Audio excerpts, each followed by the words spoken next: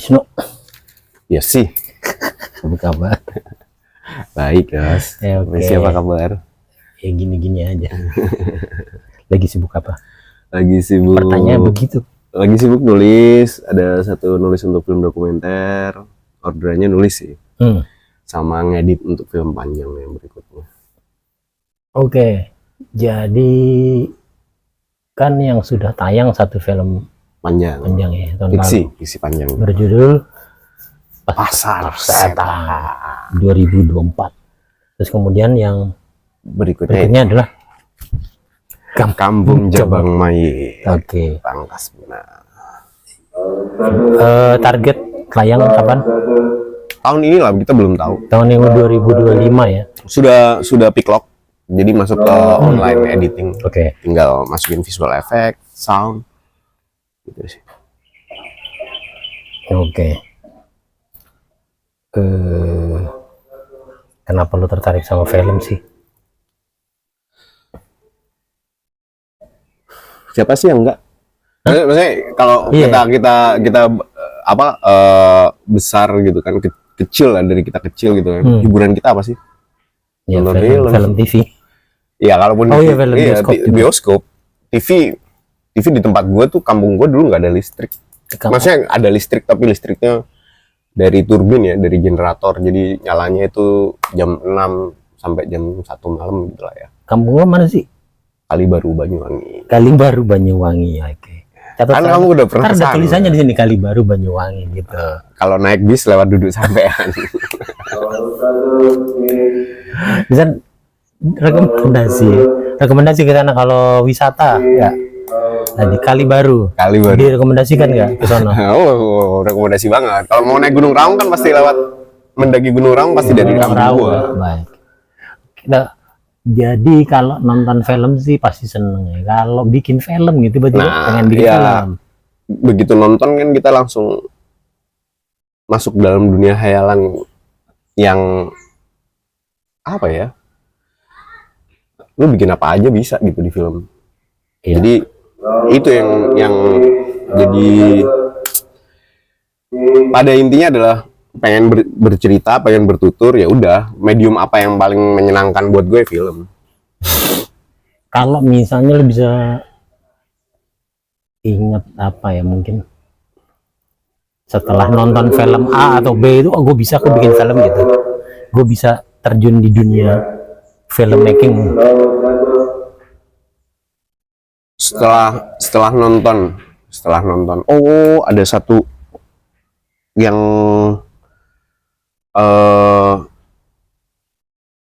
sangat nempel sih ya. Itu nonton, ada filmnya Arifin C. Nur, judulnya Suci Sang Primadona. Oke. Oh, itu crush gue pertama kali, itu Joyce Erna sebagai Suci. Nah, itu yang menurut gue, wah, bikin film seperti ini tuh menarik ya. Terus pas kuliah, sebenarnya pas lulus SMA masih belum kepikiran, masih suka nonton aja lah. Pas kuliah itu baru. Pas kuliah tuh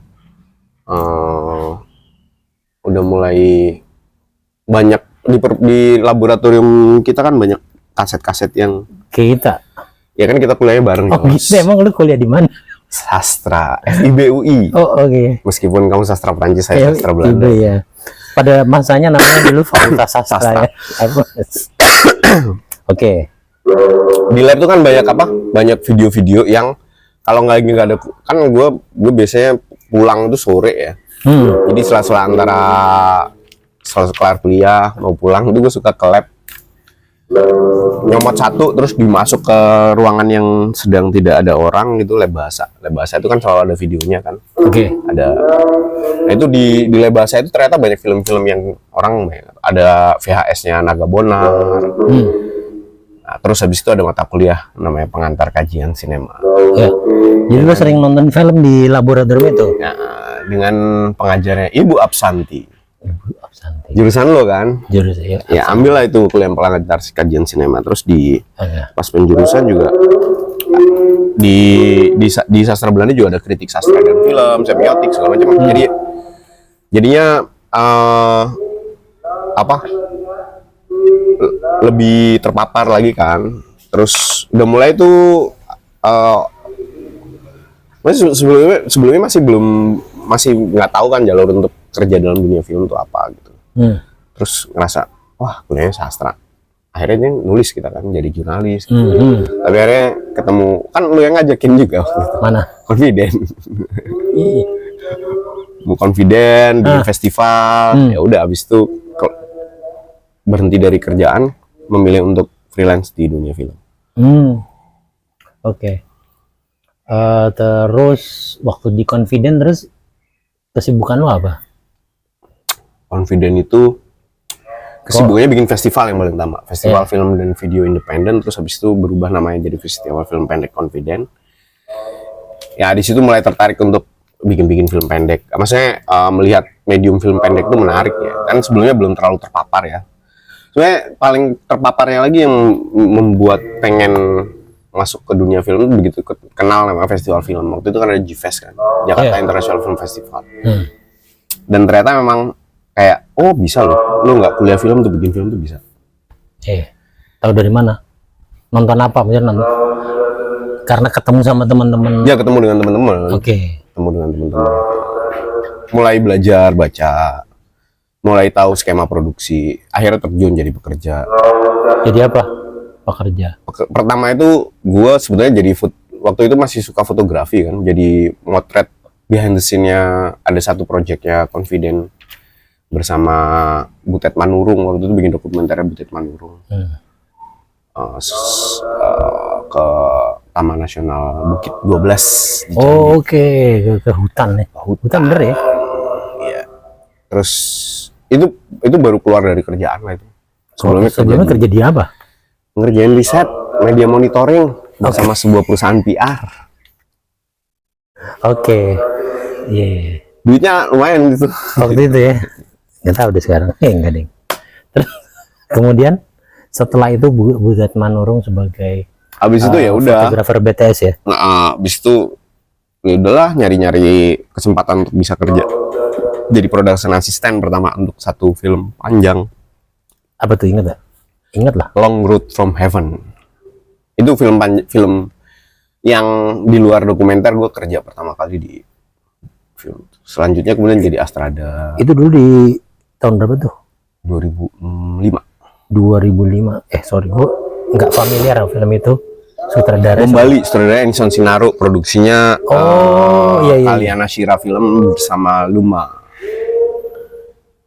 Iya, gue ingat, dari gue nonton waktu itu. Ya, yang ada latar belakang. Gue production assistant, terus habis itu direktur fotografinya ada namanya Ical Tanjung, direktur fotografinya Joko Anwar. Wah, sinematik tuh kan, dapat. Iya. Dapat magic dari Gusti hour ya. Dari Gusti Allah. Selain speaker terus. Selain speakernya nggak sinematik. Terus ya art directornya almarhum Om Iri Supit. Om Iri Supit itu art directornya Teguh Karya. Terus si waktu itu ya teman-teman yang ada di situ masih rata-rata masih Astradanya itu Adrianto Waskito Dewo, Astrada 2-nya yang sekarang jadi sutradara juga. Terus gitu. Kalau waktu lu terlibat di film yang mana dokumenter Butet itu tadi, itu tahun berapa? 2004 akhir. 2004. Sebelum tsunami. 2004 ya, Oktober 2004. Kalau untuk, gue bisa bilang untuk orang orang awam ya, produksi film itu cukup intens. Produksi itu. Nah, dan gue gimana lu ngejeglek nggak tuh, apa gimana? Enggak sih, maksudnya kalau misalkan dibilang ya semua pekerjaan pasti intens lah ya, gue bisa bullshitnya gitulah. Bullshitnya adalah semua pekerjaan pasti intens. Yang film itu panjang aja pengerjaannya untuk satu film. Range-nya itu antara dari penulisan sampai kemudian jadi itu range-nya antara 7 bulan sampai setahun lebih lah, sampai 2 tahun, bahkan ada yang 2 tahun segala macam untuk mengerjakan. Jadi ya itu butuh stamina yang panjang untuk kerjain itu dari lu mulai nulis cerita, bahkan ada yang nulis cerita itu udah 3 tahun 4 tahun belum di syuting. Ya sementara kalau saat itu kan pre-produksi, sementara yang pas produksi itu kan kayak Produksi itu cepat. 24/7 lebih. Enggak mau gue. Ya, tapi kan pengalaman lo pertama-tama dulu. Pertama-tama dulu justru nggak ada 24/7. Di waktu lo sama Anison. Enggak. Eh. Enggak. Justru di zaman itu rata-rata syutingnya sangat sehat. Maksudnya justru malahan ya. Gue merasakan perubahannya itu justru di setelah 2007 lah, 2007 sini itu. Yang kemudian orang bisa mengejar untuk hari syuting itu jadi pendek. Yang dulu itu bisa hari syuting itu satu film jadi 30 hari. Syuting itu tiba-tiba cuma 15 hari syuting. Udah harus selesai. Gue aja belum pernah dapat film gue aja, 2 film gue itu gue tidak dapat. Yang film pertama itu 17 hari, yang film kedua 16 hari syuting. Tapi itu pun kami bertekad untuk tidak 24 jam, nggak ada lah syuting gila. Ya, mungkin orang lain bisa, tapi kalau gue nggak bisa. Nggak bisa konsentrasi kalau di atas 15 jam itu udah. Kita mau mikir apa gitu, bikin apa itu masih mikir, gitu, gak bisa gue sih tidak punya kapasitas untuk itu ya. Untuk ya mau nggak mau pada akhirnya diakalin dari apa yang membuat supaya kemudian produksinya bisa tidak sepanjang itu. Rata-rata gue mentargetkan di 14 jam sih per hari maksimal produksi rata-rata. Jadi ada yang misalkan kita besok break gitu, oke nggak apa-apa kita hajar sampai 16 jam. Besoknya break kan, orang istirahat panjang kan? Atau sampai 17 jam masih oke lah, masih tidak masalah. Tapi kalau di daily-nya ini 12 maksimal di 14. Kayak ada ini nggak pengalaman yang mengagetkan gitu buat lo sebelum terlibat di film, pas pada saat terlibat? Iklim industrinya sih nggak harus sih. Maksudnya gini, gue masuk di tahun 2000-an pertengahan yang kesadaran akan iklim suasana kerja yang sehat itu masih belum ada kan. Masih orang tuh gampang emosi, teriak-teriak gitu. Nah itu sih kaget gue, lumayan kaget. Gue pernah pertama kali syuting itu karena gue sebagai production assistant, jadi hari syuting di hari itu tuh lewat dari jam 12. Jadi ketika lewat jam 12 kita harus menyediakan apa yang namanya makan tengah malam. Nah, makan tengah malam gue telat, harusnya nyampe jam 11 jam 12, dia belum nyampe. Kalau maksudnya ininya ya apa, secara kru ya? Ya secara kru kan gue production assistant yang bertanggung jawab itu kan, ngatur catering segala macam. Nah itu telat, diangkat gue kena lighting. Mana makan tengah malam gue udah kerja, mana nih butuh makan. Wah di atas sana, dunia di atas sana. Wow. Terus gue sih belajar problem solving ya, karena waktu itu di kejadiannya di mana? Di Lombok. Di Lombok ya, untuk ceritanya setting Bali ya. Pura-puranya ini. Oke. Itu. Jauh dari rumah. Oh, sementara gue juga lumayan waktu itu masih lumayan temperamen gitu. Gue gebok atau enggak, tapi karir gue habis gitu kan. Jadi nggak lo gebok? Enggak dong. Mau gebok bisa mereka lebih gede-gede semua daripada gue. Oke deh. Ya, baik. Gitu deh. Datangnya berapa jam kemudian? Makanannya datangnya sejam setelah gue diangkat-angkat itu baru makanannya datang. Oke. Mereka udah beres-beres, makanannya datang. Marah-marah mereka.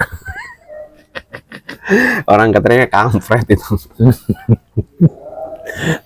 Setelah itu jadi PA berapa produk lagi? Berapa produksi lagi? Gue lebih banyak kerjaan iklan. Tapi PA juga iklan. Astrada. Banyak kerjaan iklan, lebih ke ini sih lebih ke masalah rezeki sih. Fee-nya lebih gede itu aja. Kalau iklan ya? Iklan hitungannya per day syuting itu kita dibayar 4 juta masa itu ya. Masa berapa, kapan tuh? Tahun 2000 ya, 2005, 2006, 2007, 2008 ya. Sedangkan layar lebar sebagai perbandingan layar lebar Misalnya itu Astrada deh, lu ke posisi yang sama. Astrada ya, lebih. posisi yang sama itu layar lebar. Satu film bayarnya 20 juta.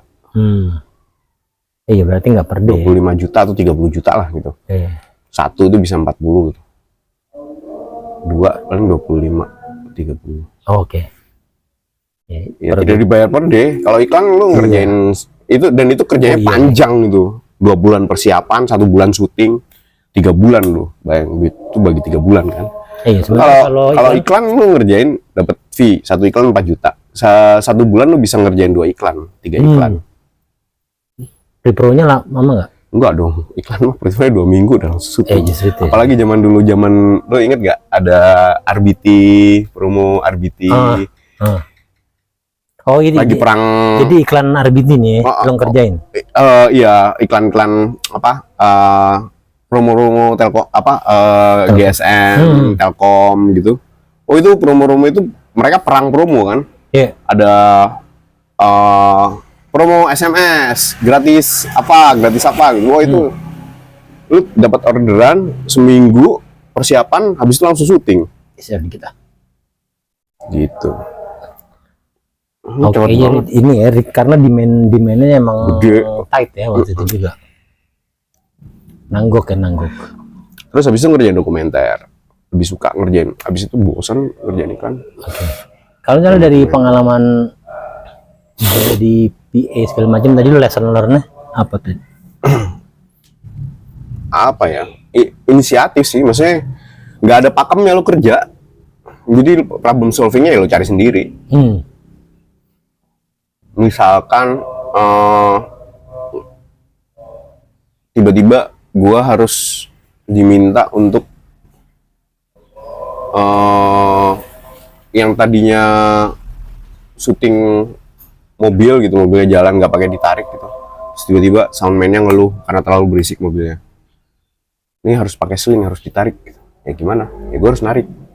Bikin seling mobil, gimana caranya? Nyari tempat las gitu. Udah bikin seling. Ditarik mobilnya, akhirnya ditarik. Oh, karena kalau pakai motionnya nyala berisik. Berisik. Gitu, kayak gitu kan problem solving lo harus cari. Pada waktu itu nggak didesain untuk itu syutingnya. Desainnya model-model dokumen apa? Lo budget dokumenter gitu. Jadi kayak problem solving yang instan ya, itu harus dikerjakan dalam beberapa jam gitu ya. Beberapa detik malah. Ya. Kayak misalnya lokasi syuting gua waktu itu di Kuta. Kuta Lombok. Ya. Terus lu harus menyediakan stagger 18 trap. 18 trap. Gila, itu satu stagger ngubek-ngubek satu Mataram tuh nyari. Ya, gimana caranya? Ya udah, nenek toko-toko bangunan gitu. Kayak gitu. Siapa yang nyewain stagger? Sementara di yang satu Mataram tuh nyewain stagger itu pada masa itu cuma ada 1 atau 2. Itu satu Lombok ya. Harus bawa dari Mataram ke Kuta yang jaraknya 2,5 jam. Akhirnya gimana? Ya cari sampai dapat ya. Oke. Terus kemudian datang kesempatan buat ngerjain dokumenter. Apa lu cari? Gimana? Iya, dapat kesempatan waktu itu ngerjain. Tiba-tiba ditawarin. Gua ditawarin untuk jadi project officer-nya Eagle Awards-nya Indox. Waktu itu masih pegang Indox.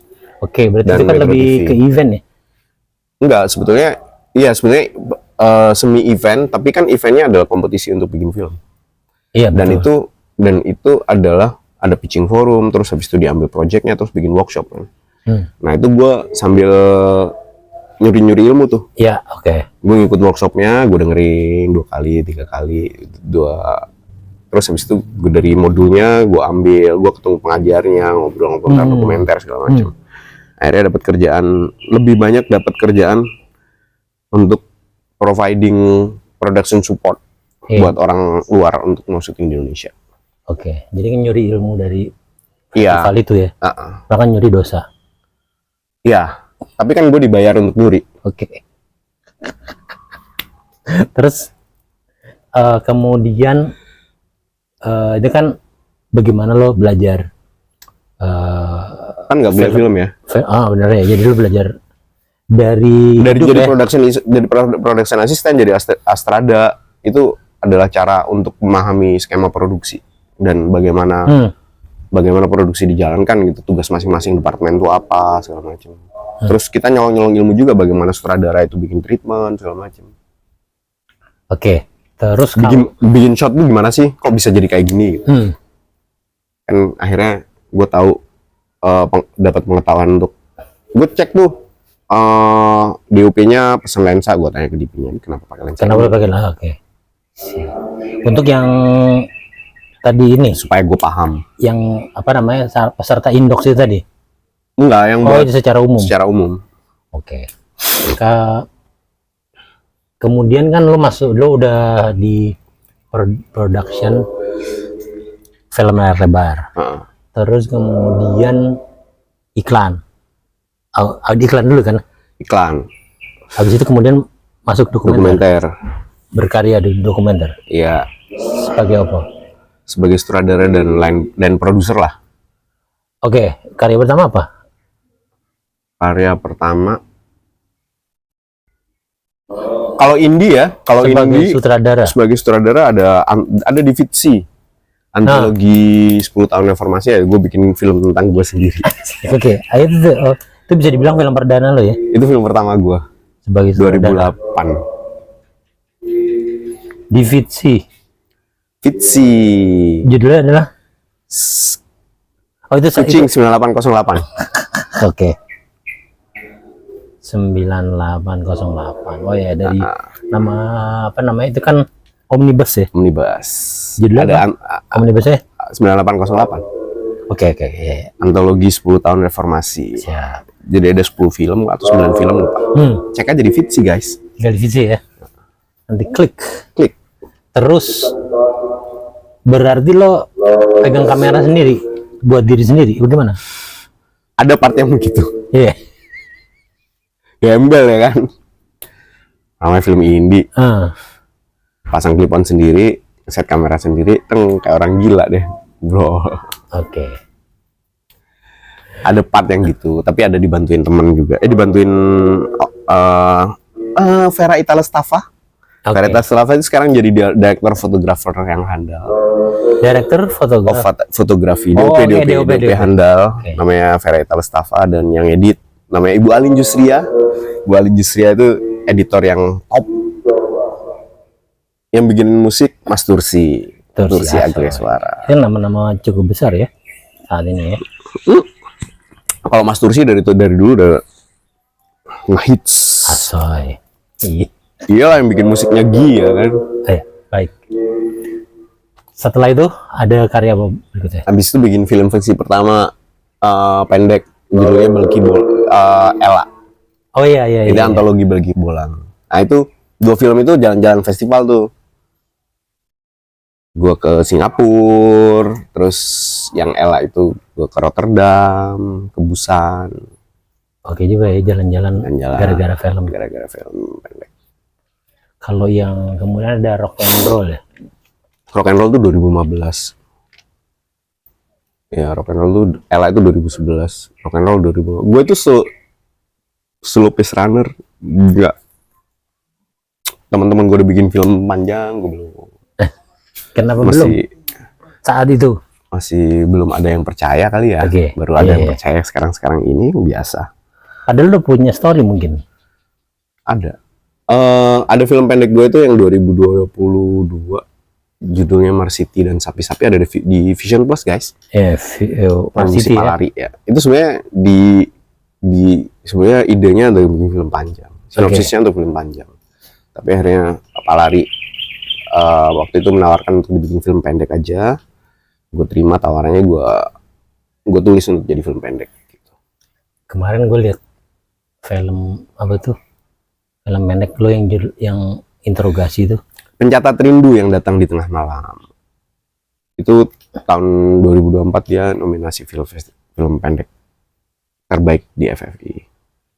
Bisa dilihat nggak di mana? Belum. Oh belum, itu masih menunggu private screening. Masih menunggu, ada beberapa lagi disubmit di beberapa festival. Oh siap. Kemudian pada suatu hari datanglah kesempatan bikin film panjang deh. Iya, itu sebelum Pencatat Rindu. bikin film pendek ya.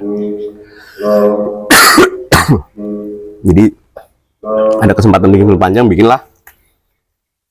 Ditawarin sama IDN Pictures, Santi Dewi dan Fajar Nugros untuk bikin film panjang genre horor dengan gaya mockumentary. Bikinlah Pasar Setan. Terus setelah Pasar Setan ditawarin untuk bikin satu film lagi, judulnya Kampung Jabang Mayit, ini oleh Spasi Asik. Film dan Kucing Hitam Film. Oke. Nah, kalau ketika lu bikin film panjang lu wah, apa pengalaman yang belum lu dapat sebelumnya apa? Apakah lu nih sutradara nih? Ya lu pernah jadi sutradara film pendek? Ataupun juga Sih gue sih apa? melihat apa ya yang belum gue dapet adalah development yang panjang sih. Developmentnya panjang ya. Nulis itu bisa 3 bulan, 3 bulan, 4 bulan, 3 bulanan lah dari story ide awal sampai skrip kelar itu sekitar 4 bulan, 3 bulan 4 bulan. Terus persiapan melibatkan orang yang banyak, lebih banyak dari film pendek, dengan durasi syuting yang panjang. Emang kalau melibatkan orang banyak emang kenapa? Ya lu miss aja ngeliat ada orang sekian banyak ngikutin apa yang lu mau gitu. Asik. Yang kan tentu aja ada kerjasama ya dari Oh iya, pasti. teman-teman yang tentu aja bantuin lo gitu. Sementara kan yang decision maker juga lebih banyak yang menentukan karya itu gitu.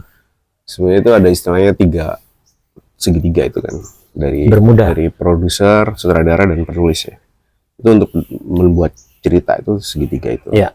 Nah begitu penulis tugasnya udah selesai, tinggal bagaimana sutradara sama produser itu saling berkolaborasi untuk bersama dengan head of department masing-masing yang dipercaya untuk mewujudkan apa yang dalam skrip. Terus oke. Head of departemennya lu yang menentukan. Kolaborasi dua-duanya. Ada yang ide gua pengen sama ini, produsernya pengen sama ini, ya gue sih kerja sama siapa aja sebenarnya nggak masalah. Kan lu gampangan ya sebenarnya. Tentunya kan semua orang itu memperkaya karyanya ya.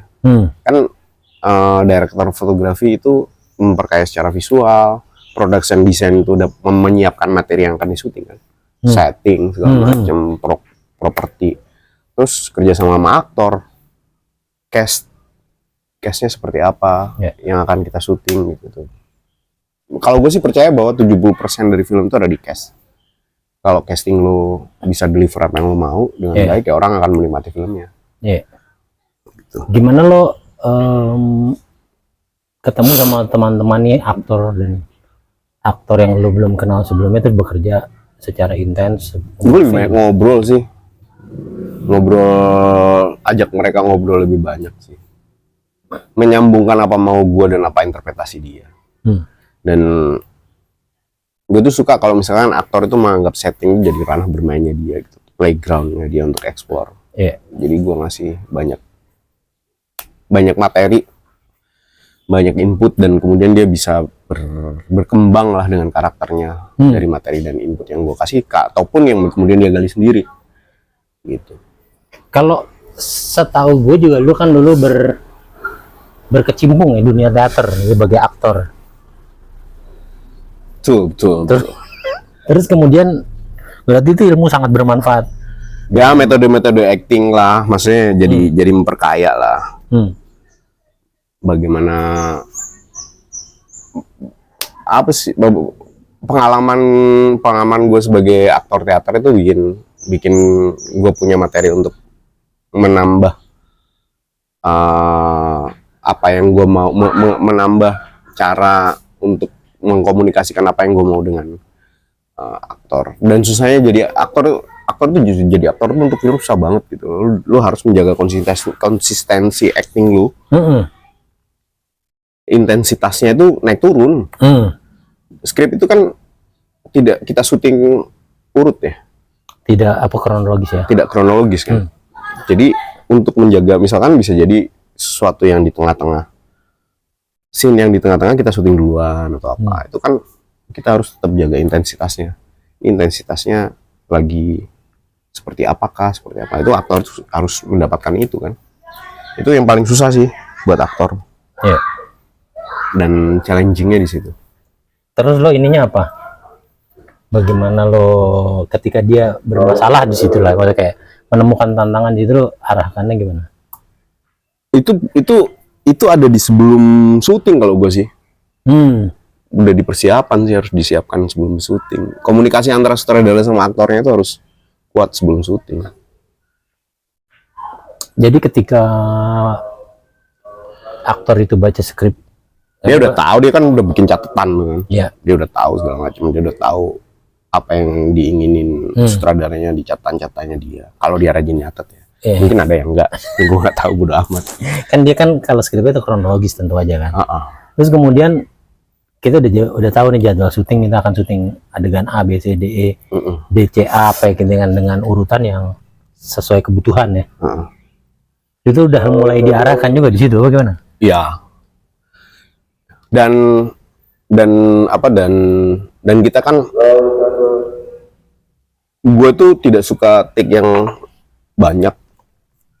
Jadi gue berusaha untuk mereka udah perform di take 2, 1, 2, 3 tuh udah perform lah. Kalau masih belum perform, gue biasanya akan oke, kita cari cara lain di next shotnya. Gitu. Oh, kan habis itu dia di ya. Oke, jadi misalnya yang itu shot itu kurang oke, dia lo akan gimana caranya membuat sesuatu hal yang lebih baik di shot berikutnya dengan aktor bersangkutan. Ya. Oke deh. Kan dia bisa ngeliat koreksi, playback, koreksinya ini. Syuting lagi. Oke, oh iya, mereka bisa lihat langsung di TKP ya. Iya, kan gini. Nah, ini kan apa magicnya dari film tuh, lu kan membuat intensitas emosional itu bukan cuma dari acting ya, tapi dari pilihan framing. Iya. Pilihan framing. Misalkan lu begini ngelirik ke gua gitu kan. Lirikan matamu. Mukanya diambil lebih tajam gitu kan. Lu nggak usah nyengir gitu, terus habis itu gini. Itu bisa, bahasanya udah beda. Oke. Lu garuk-garuk hidung gitu, bahasanya udah beda. Jadi ada gestur-gestur kecil yang kemudian bisa gue tambahkan untuk memperkuat acting dari pemain itu. Mungkin ada nggak, kan kalau misalnya dengar cerita-cerita film lain ya juga, ada aktor-aktor yang akhirnya menambahkan apa ya, touch-nya tersendiri. Iya, gue sih gue biarin aja bisa. Kalau misalkan gue nggak suka, gue akan bilang. Oke, kurang pas. Kurang pas, Jawa banget. Jelek gitu. Enggak, bukan jelek, gue nggak suka. Iya, dulu aku nggak suka ya. Bukan kurang pas ya. Nah, jelek sih enggak, tapi gue nggak suka. Gitu. Iya. Dan layaknya ya film horor gitu ya. Pasti ini pertanyaan, di lokasi ada kejadian horor nggak? Nggak ada. Nggak pernah. Kejadian humor. Kejadian humor banyak. Lebih banyak kejadian humor daripada horor. Karena oke. Lihat syutingnya di mana tuh? Pasar Setan itu di Situ Gunung. Situ Gunung. Oh ya, arah Sukabumi. Deh. Terus ini syutingnya di Jogja ya. Ini Pasar Setan tuh itu juga asik tuh syutingnya.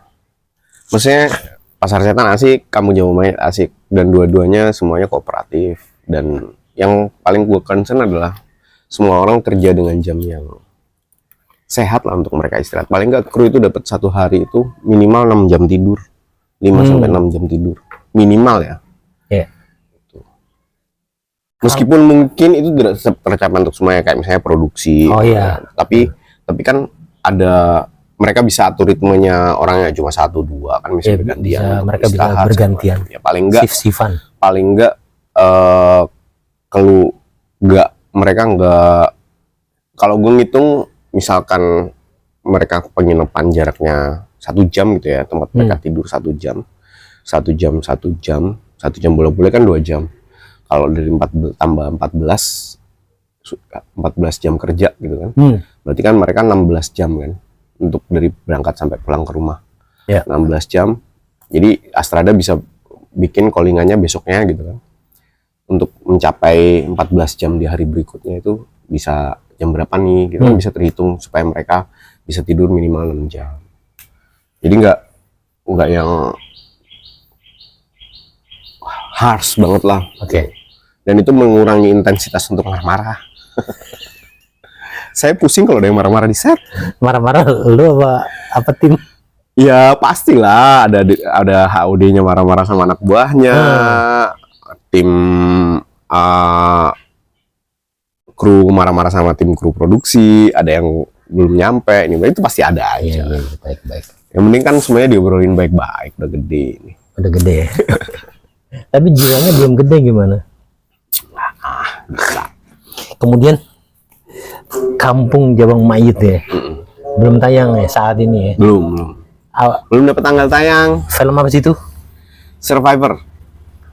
Jadi Kampung Jabang Mayit ini dari sebuah cerita di YouTube-nya Prasojo Muhammad.